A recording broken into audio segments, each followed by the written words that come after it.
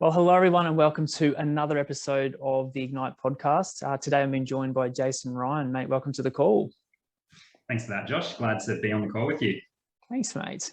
So we've obviously had a pretty decent chat before we started recording. Mate, maybe just tell everyone a little bit about your journey, start of the business, and what have you been doing over the last little while? No worries. So, I'm originally born and bred in Mackay. I moved down to the Gold Coast to finish year 11 and 12 of high school, and then ended up going to Griffith Uni to do engineering. So when I first started there, I got a scholarship with Queensland Main Road. So I did full-time work and full-time uni. So by the time I graduated, I was pretty lucky to have really good experience, and I got poached by a consultancy firm to go to Sydney and moved down there for a few years. Ended up getting another role. LinkedIn had just been invented. I got approached on, well, not just invented, but started getting more widely used in Australia in 2010. Yep. So I ended up getting approached for a role with Sydney Ports Corporation and did that for a couple of years. And then in the meantime, I just kept studying and working, and ended up meeting a bloke on an airplane that was the managing director at Queensland Airports, who kept me in mind for a job a few years later. So when I was 23, I got offered the role of General Manager of Planning and Projects at Queensland Airports. So I did that for 3 years, and just after I started there, I ended up meeting my now wife, and she was moving to Melbourne. So I said to her, "No, don't move. Wait until we get married and have babies, and then we'll move to Melbourne." So good. It was good fun. I ended up, staying to my word. And after 3 years, we were married. Well, we got engaged after 2 months, but basically ended up moving to Melbourne after the 3 years of Queensland Airports. So I saw that out and started the business, JJ Ryan Consulting, full time. So I just moved to Melbourne, didn't know a soul, and started a business from scratch down there. Yeah, good, mate. And so I'm curious about your journey, and I'm kind of like, obviously you told us a little bit about what you've been up to before we started recording, but I'm curious about probably a couple of things. So you mentioned you're about 100 odd people now. That's about right? Yep. In headcount. About that. Yeah, good. And so, like, how did you get started? Like, obviously you've moved to somewhere you know no one, you've got no contacts, no networks. Like, what does someone do in that space? So when I first moved down to Melbourne, like I said, didn't know anyone. So I was trying to figure out how to win work locally. So I would randomly rock along to networking events with the Institute of Architects and try and socialize with them. I would do a lot of FIFO back to Queensland to help clients up here. So I was seconded to Virgin Australia as an airport development manager for a fair while, and then I started doing secondments and building the business in the background as I was doing those. So, for example, I was design manager on the Foxground to Berry bypass with Fulton Hogan during the construction phase, and as I was on these secondments, I'd basically be winning work on the side to feed back to the team in Melbourne. And so the first year was just myself and my wife, and then in the second year we started employing people, and then by the end of 2016 had 8 staff, and we've pretty much doubled every year since. Yeah, right. Mate, that's massive growth over the last couple of years. Like, how have you found that? How have you kept up with the growth? Like, what have been some of your wins and your lessons? The biggest thing is just having grit and an understanding wife. So my wife and I have 5 kids as well. So we've managed to, pentuple, or whatever 5 times is our kids' pool size. But she also works in the business as general counsel now. She used to be a class actions lawyer. So it's really helpful having her in the business because as we've grown, she's been able to bring a lot of maturity in terms of how we deal with human resources and things like that. So in terms of growing, it's interesting at the different stages of growing a business, the different challenges that you have.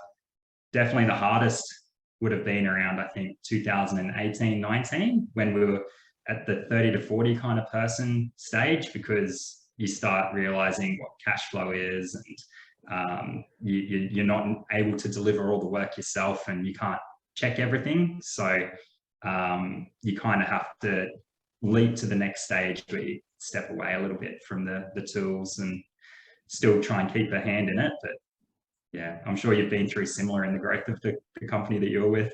Well, mate, I guess like that's one of the things that honestly, like if we're talking about delegation and kind of then, so whether I'm working with a business owner or a team leader within a larger corporation, like there's always this pivotal moment where, you know, we're trained as engineers, we're very technically minded, we place a lot of, you know, sense of self-worth on our ability to solve a problem and get stuff done.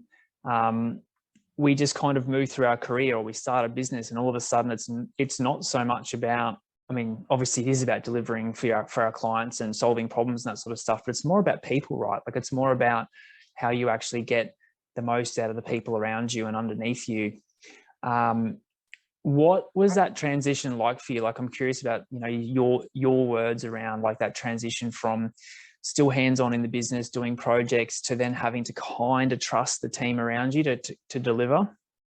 It's like a sine wave, because when I went to Queensland Airports as general manager, I got thrown in the deep end with a team there delivering $500 million of capex.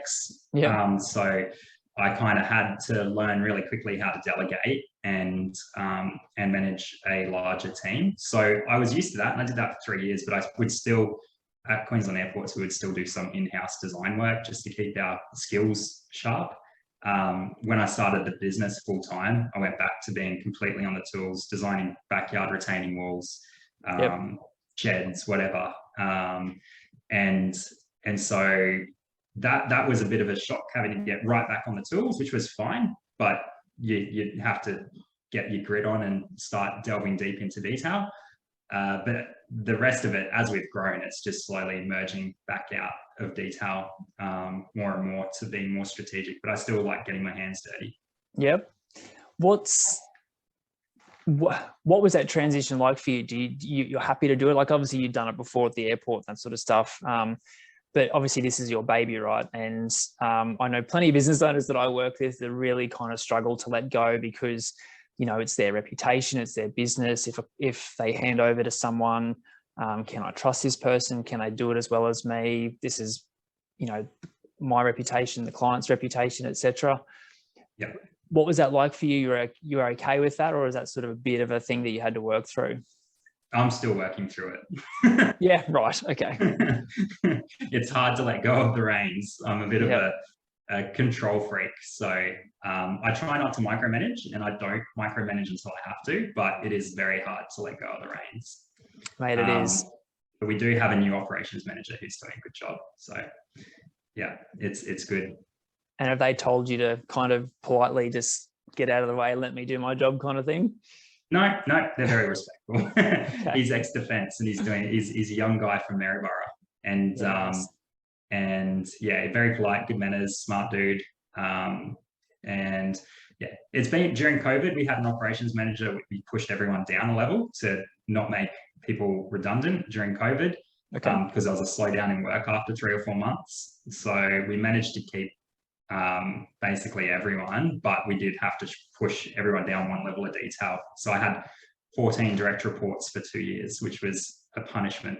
Oh, I believe the statistics are, mate, I think you're good to look after about 5 direct reports, and anything more than that, then it's just too much. So yeah, I think I've got about 6 now, so that's not too bad. So what's the structure like now? Like, do you obviously have sort of people in charge of disciplines and that sort of stuff? Like, what's the structure look like now? Yep. So we've got our corporate team. So commercial, which has all the human resources, governance, and legal. So we've got a few lawyers in house that I've found are very good at you know, dealing with that stuff. Even though, you know, we don't have much legal work, but they get to be there if there is an issue. But at the same time, they're very professional. We've got a finance team. Ying has been with us since, I think she was like our 7th or 8th employee. So she's a senior accountant or finance manager that's been in-house with us for 5 or 6 years. And then we've got a technology team. And then on the operating side, we've got civil. So we've got a team leader for civil that reports to the ops manager, structures, airports, electrical, and projects, which is project management and contract administration. Okay. And then we've got a second company as well, which is NGSeek, which is a software development company. Yeah, well, that's actually going to be my next question. So that's a nice segue. Like, maybe tell us a bit about that and what was, did you start that? Is that sort of your brainchild, and what does it do? How's it going? So initially it was going to be a dating website to find engineers, hence NGSeek. That's amazing. The original logo had a little love heart over the eye. Yeah, right. So yeah, that was the initial intention, but I pivoted it to being the software development company because it was a shell company sitting there not doing much. And about 5 years ago, we hired our first software engineer and started tinkering away at a few different products that complemented the consultancy. So yeah, we basically have built about 5 products now that have some users in the industry on them, and they're beginning to generate some good revenue. So it's like an ongoing kind of revenue rather than having to do billing, which is directly proportional to in consulting, your invoicing is directly proportional to hours billed, basically. So yeah, it's good. We've got 4 software engineers in Brisbane. Yeah, right. We're curious about the initial idea. Like, was that just something you thought of on the side that engineers needed help finding their one true love kind of thing, or what was the idea behind that? I have a spreadsheet set up, which is a technical analysis for a wife. So it's got 16 analytic hierarchy criteria. Right. And yeah, I knew the night that I met my wife, she was the one. That's why we got engaged and married and had babies so quickly. Does she know that you checked it over in a spreadsheet? Yeah, she broke the spreadsheet. She was like an infinity out of 10. All right, this is unreal. So no, she's awesome. She had 10 things she wanted in a man, and I apparently I ticked all those, and yeah, she broke the spreadsheet. So that's perfect. All right, this is amazing. And why did it not kind of take off? Just something didn't get the right attention, or you just felt like there wasn't a need for it? Oh no, I never really did anything with it. I thought it would be funny to have it made into a little app, but then I didn't. I just focused on the consultancy, and then I was like, I've got this sitting there. I might as well use it for something, and ended up building it into a software company. Yeah, right. And so what kind of products? So we got 5 at the moment. So the coolest one is called Airspace Lab. So it's for planning on and around aerodromes. Okay. So yeah, we've basically, there's invisible airspace around airports, and it's quite often hard for people to visualize what that looks like. So we've built a tool that has the terrain data built in, and then also has the obstacle limitation surface and PANSOPS, which is basically the flight paths of aircraft built into it. And then if you want to put up a crane near an aerodrome, you have to get permission from the airport. So this basically does the calculations in 2 minutes. Instead of taking, on average, it would probably take, I don't know, it depends on where it is, but 1 to 3 hours per crane permit. Yep. So an example is, an Archerfield airport in Brisbane would get 250 a year. A Sydney airport would get thousands, like 1 to 2,500, depending on the activity around the airport. Holy, right. So that's one. Another one's Lab 55,000, which is a homage to ISO 55001. It's an asset management software. We've got digital twins we've been building for bridges. So we do probably 1,500 to 2,000 level 2 bridge inspections a year. Yep. And with that data, we've been building 3D BIM models, bridge information models for clients. So yeah, basically a digital twin system. And then another one is AeroWash, which is a downwash calculator for helicopters. And we've used that in the Land and Environment Court a few times. And it's another one, Leet. It's our internal kind of CRM. And NGFlow, which is used, we design about 4,000 steel frame houses a year, and it's used to manage that workflow. Yeah, right. Interesting. And do you find that those products sort of complement work you're already doing for existing clients, or is it sort of open up a new revenue stream for new clients? Like, what's sort of the mix there? It's complementary with what we're doing already. Yep. So yeah, all the products that we're developing, there's synergies between the consulting firm and the software. Yeah, makes sense, because you're doing all that sort of stuff day in, day out all the time, and you just go, maybe there's a quicker way to do this. The way of the future, yeah. If you reduce labor, so with Energy Flow, we save, we can, once we've reviewed and checked all the building details, we can print out a design certificate like a Form 15 in Queensland or the equivalent in Victoria, etc., in the click of a button. So instead of spending 10 minutes filling out a form, it's a click of a button. So when you're doing 4,000 houses a year, probably say it's 400 hours of a principal engineer a year. Holy, mate, that's unreal. Yeah. Right. Okay. I just wanted to dive into that. That's super interesting. I got the inner engineer came out of me there. So super curious about what you've been doing there. That's awesome. Yeah. And I've just started a PhD, so I'm doing my own coding in my spare time. Do you have any spare time? Yeah. Yeah. I've been wondering today. I'm like, what do I work on today? That's great. Because the operations manager's doing everything, right? Yeah. That's the dream. That is good, mate. Well done. Yeah. I'm curious to shift gears a bit. So I'm curious to talk about leadership and culture in terms of, obviously growing that rapidly. And we had a conversation about sort of, experiences I've had in terms of businesses bolting together and that sort of rapid growth. And sometimes, if not managed well, can lead to cultural issues. Like, what would you say? Well, I guess, can we have an honest conversation about, how did you go sort of doubling growth every year? Were there some cultural challenges? Were there team issues, that sort of stuff? And then how did you kind of navigate that and work through it? The culture we've got is pretty fun. So we have our tips, which are our values. So that's trust, innovation, passion, and sustainability. And basically we talk about it all the time. So we have monthly tips awards, and the culture we have is we all call a spade, and but at the same time we're respectful. We don't buy into woke culture. I'm not a fan of that, but being from Mackay, just everyone gets on with it and enjoys themselves. So as long as people are growing themselves, they're enjoying the work, and they're taking pride in quality, we're happy. And I think, we haven't really had any specific culture issues.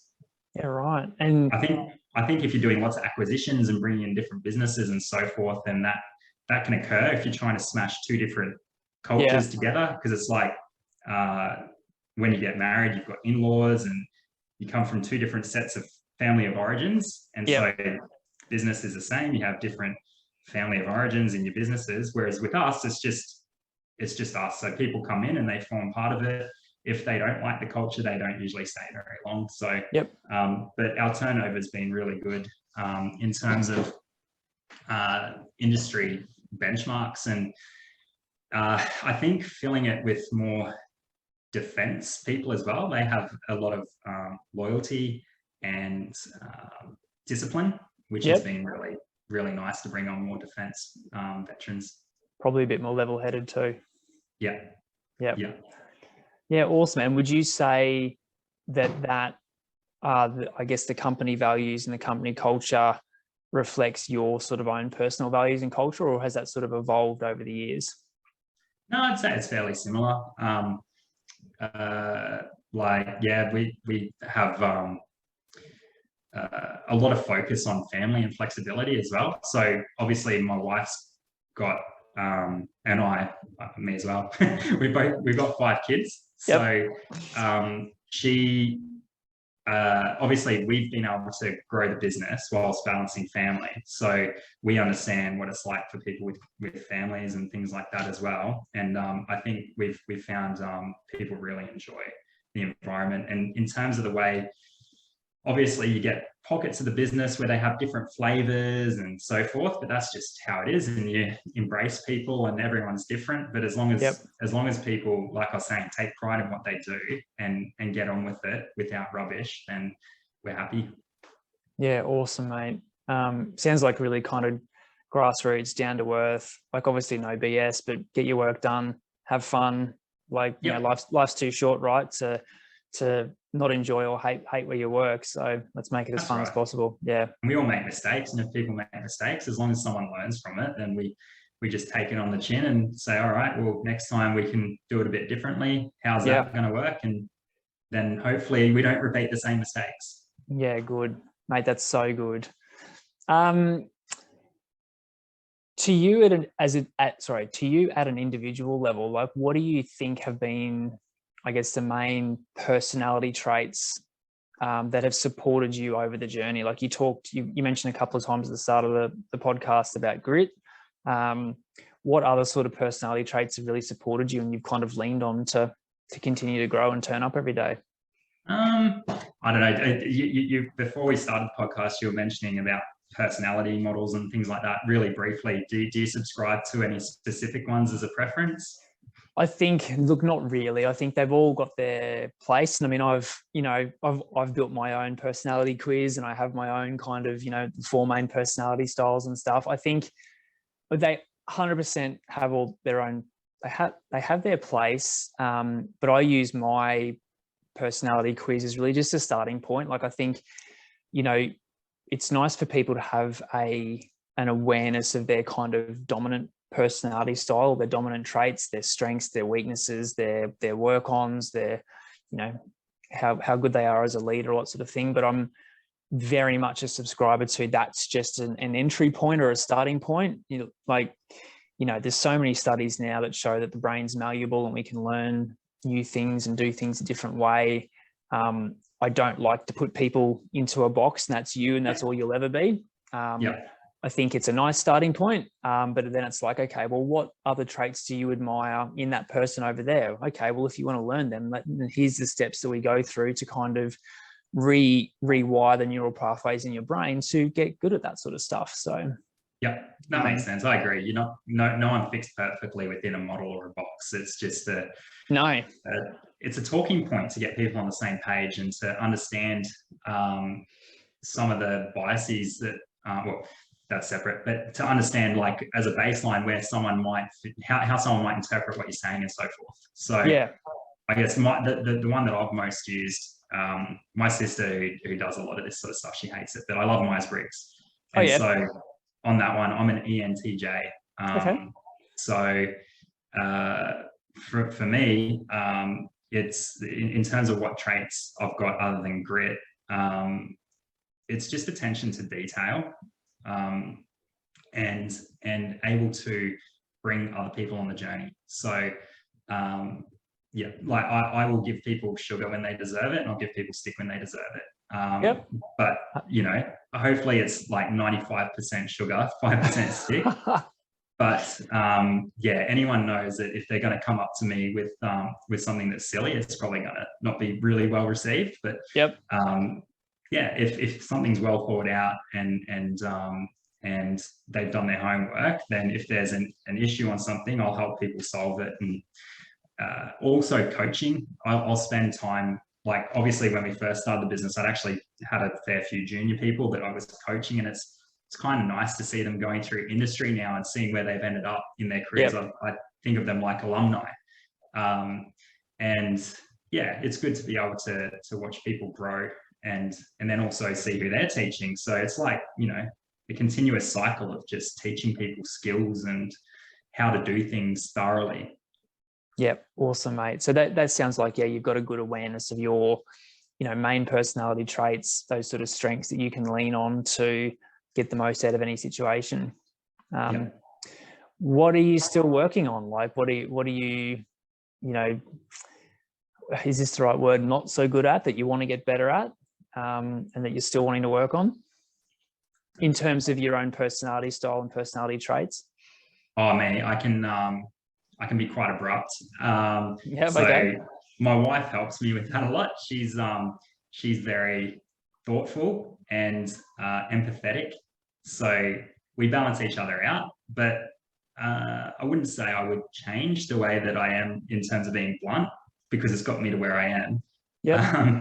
But I guess over time I've matured. So like when I was at Sydney Ports as a young engineer, something might go wrong and I'd get angry and, however I was.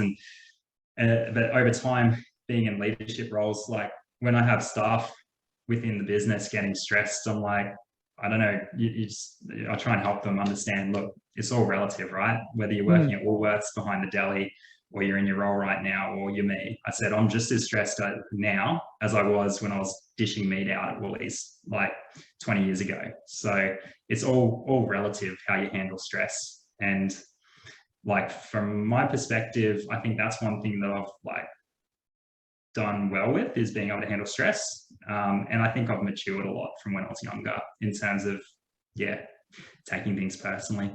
Yeah. What are your go-to, like when you say you're good at dealing with stress, like what does that look like for you personally? Spreadsheets. Oh, right. Coding.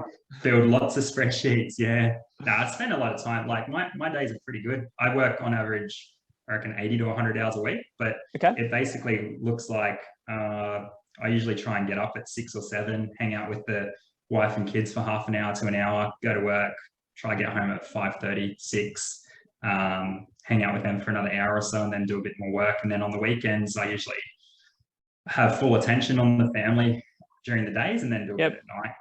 Okay. So yeah, it's a pretty good balance. Yeah, good. I mean, everyone's different, right? Like there was this big movement a few years ago about work-life balance and getting it right, getting it perfect, but everyone's different. Like for someone, 80 to 100 hours a week would completely blow them up. But that's just not their balance. And I think it's a nice shift that everyone's, I guess, a bit more empowered to go, well, what's the right balance for me? Yeah, and absolutely. as long as it's working and you're getting to do all the things that you want to do in your life and you feel fulfilled and, you know, life is good, that's the main thing. Like That's right. that's the end game, right? Fulfillment. 100%. Like our team don't do that, and I don't expect them to do that. I just go a little bit crazy if I'm not kept busy. So yeah, they on average, I reckon our team would work 40 to 45 hours a week, which is pretty good. And we are investing in training and things like that. So both in-house and external. And yeah, I think the next big focus is on leadership and getting the team to learn how I've communicated and how the best leaders in our business communicate with clients to make sure that we can emulate that, because that's probably the biggest growing pain is inconsistency in customer experience. I did a quiz this morning by Beaton Research, which was interesting because I've been really thinking deeply about customer experience and whether it's like I was saying before with whether it's a professional services or whether you're at the cinemas or Woolies or whatever, it's the same concept. People just want to be heard and you want to make the customer feel good. At the end, you can do a design or a bit of whatever you're doing for the client, but if you don't make them feel good, they're not going to come back to you. No. And I think that is a shortfall of our industry, is not being more customer centric and client focused, and really kind of recognizing that every client interaction is an opportunity to sort of cement your role as the go-to engineer or consultant for that client. And likewise, every interaction is an opportunity to stuff that up and have them go somewhere else. So yeah, that's true. Yeah, absolutely. Mate, where do you think the market's going? Like to talk a bit of shop. Like what do you see as the, you know, particularly your market and where you play over the next sort of 18 to 24 months? So at the moment, probably like 75% of our work is transport infrastructure. So airports, maritime and roads and highways and rail. That's going pretty well. And I don't see that slowing down in the near term. So with all the construction work, we do a lot with contractors and with councils getting grant funding from the federal that's trickled through finally from COVID. There's a lot of work, and the airports put a lot of capex on hold, and so did the maritime ports. So now that's coming back online. It's quite good. The other significant component is buildings and doing a lot of resi ones. Like the baseline new starts in Australia is usually around 130,000, I think, is the number on average. And it blew out to like 180,000 in the last year or two. So there's been a massive boom. I think that's going to start tapering off sometime in the not distant future, which is why we're, focusing heavily on the technology side of it to make it more efficient so that we can deliver a fit for purpose, well-priced service for people in that industry to try and grow the market share to maintain our revenue. Yeah, right. Okay, smart. Yeah, no, it's interesting. I think it's an interesting space at the moment. Like a lot of clients that I'm working with at the moment who are heavily invested. And when I say heavily invested, like all of their clients or all their work is in the land subdivision or the resi space. The work that I'm doing with them at the moment is let's peel that back a bit, because we don't know where that's going to go. Likely that will dry up a bit. To what extent, who knows? It's certainly been going ballistic over the last 2.5 years. So I think, yeah, it's a smart time to sort of think about over the next sort of 18 to 24 months, what market's going to perform well and what can we do to start to position ourselves to get some market share in that space. That makes sense. Yeah, 90 to 95% of our clients are government or public sector kind of. Yeah. And so we're lucky from that perspective. But that makes sense. Definitely, if I was in subdivisions, I'd be trying to diversify a little bit. Yeah, and the discussions I'm having with my clients are, you don't have to go crazy, but say you're a structural engineer doing high rise or medium rise or something like that for developers whose obviously their end client is mums and dads who, if interest rates go up and there's a bit of a squeeze or a recession, if we go into one, that's going to dry up. So how about we look at pivoting into commercial, industrial, where the people writing the checks in those spaces are big investment funds who still have to make returns for their investors. So they're not as sensitive towards those changes. Exactly. Yeah, and they still have to make returns for the people that have invested in their real estate funds and that kind of thing. So they're more incentivized to still spend money when mum and dads aren't. So that makes sense. Yeah. Yeah, good, mates. Mate, one final question. Actually, is there anything else you want to sort of talk about or cover in terms of your career, your business journey to date? Sort of any standout moments for you? Not really. Like, it's just been fun, and I'm really enjoying the team that we've got now. The clients that we have a lot of good, loyal, long-term clients.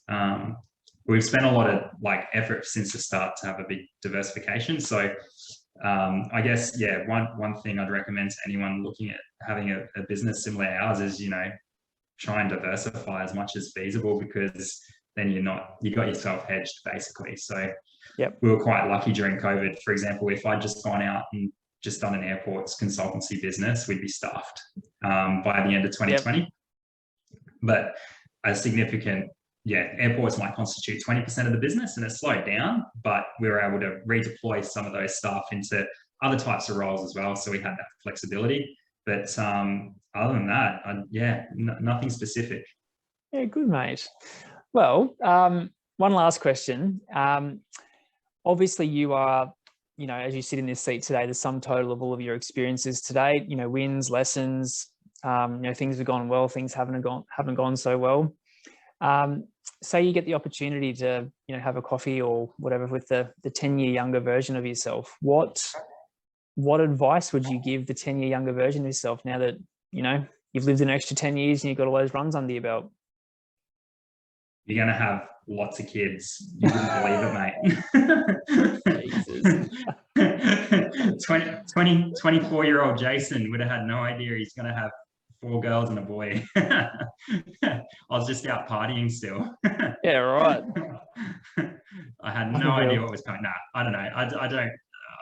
Just keep doing what you're doing. Like, I've always just worked and studied hard. So wouldn't change a thing. I love my life. Yeah, mate. Grit seems to be a common theme for you, and it seems to be just turn up every day, do your best, work through problems as they arise. And I like the other theme from you today, which is have fun. Yeah, yep, for sure. Fun and grit. That's good takeaways. Love it. All right, Jason, thank you so much for agreeing to come on the call today, mate. I had a lot of fun. No worries. Thanks for your time. It was great to chat to you in more detail, and look forward to catching up again. Cool. Thanks, mate.